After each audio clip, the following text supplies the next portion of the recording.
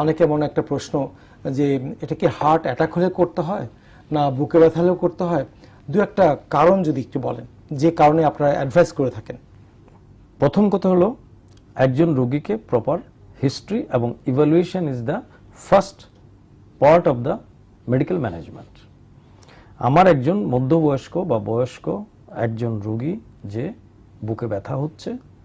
হাঁটাচলা করতে গেলে শ্বাসের কষ্ট হচ্ছে, বুকে ধড়পড় হচ্ছে,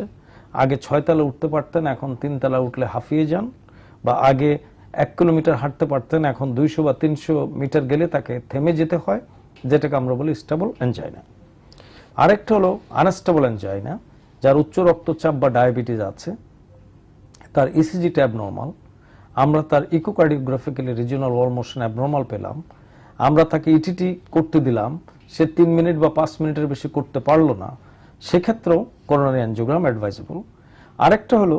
যে ভদ্রলোক একটা হার্ট অ্যাটাক নিয়ে আমার সিসিউতে ভর্তি হলেন, আমরা দেখতে পাচ্ছি যে এটা একটা অ্যাকুইট করোনারি সিনড্রোম, কাজেই তার ইনিশিয়াল ম্যানেজমেন্টের পরেই আমরা এই করোনারি অ্যানজিওগ্রামটা করতে চাই। আর আরেকটা যেটা হলো সিনারিও, যে আমরা এটাকে বলি প্রাইমারি পিসিআই, অর্থাৎ একজন লোক কুমিল্লাতে তার হার্ট অ্যাটাক হলো,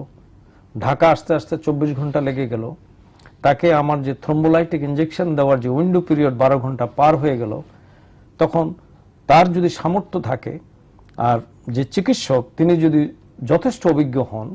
এবং তার টিম যদি প্রিপেয়ার্ড থাকে, আমরা সরাসরি রোগীটাকে ক্যাথেটারাইজেশন ল্যাবরেটরিতে নিয়ে যাই, আমরা তাকে অ্যানজিওগ্রাম করি, এবং যদি দেখি যে 90, 95, 99 এমনকি 100% রক্তনালী বন্ধ আছে, আমরা ওই মুহূর্তেই গাইডিং ক্যাথেটারের ভিতর দিয়ে একটা ওয়্যার দিয়ে বেলুন দিয়ে খুলে আমরা একটা স্ট্যান্ড করে দিয়ে রোগী পরের দিন সুস্থ হয়ে বাড়ি চলে যেতে পারে।